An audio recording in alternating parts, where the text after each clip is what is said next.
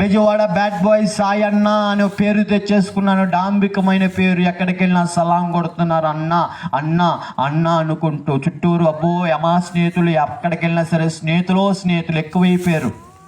నాలో గర్వం రేగుతుంది, అహంకారం రేగుతుంది. నాకేంటి, నేనేదైనా చేయగలను అనే ఒక అహంకారం రేగుతుంది.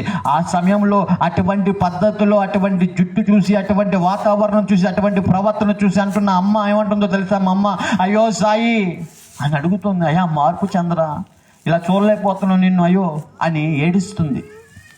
తన అమ్మని అర్థం కాదని చెప్పాగా, వ్యసనాలతో సహవాసం చేసే వ్యక్తికి అమ్మ ప్రేమ అర్థం కాదు.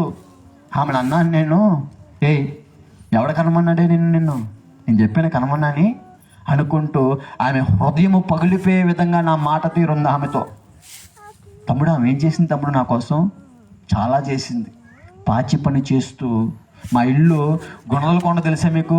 పెద్ద కొండ పై నుండి మా ఇల్లు, చాలా మెట్లు ఎక్కాలి. అక్కడి నుంచి రోజు మా అమ్మ ఒక 3 కిలోమీటర్లు నడవడం, 3 కిలోమీటర్లు మళ్ళీ రావడం, 6 కిలోమీటర్లు. 35 సంవత్సరాల నుంచి చేస్తుంది ఆ పని. ఇప్పుడు కూడా మానేమ్మ అంటే మానదు. అంత ప్రేమ చూపిస్తున్న తల్లిని నేనేమిస్తున్నా బదులు? ఈ నోటితో ఆమె హృదయం పగిలిపోయే విధంగా మాట్లాడుతున్నాను. కన్న తండ్రి వచ్చాయే నువ్వు చేసేది తప్పురా నాయన అంటుంటే, నువ్వెవరో అయ్యి అనుకుంటూ ఇదే చేతితో తండ్రిని కొట్టే మూర్ఖపు స్వభావం.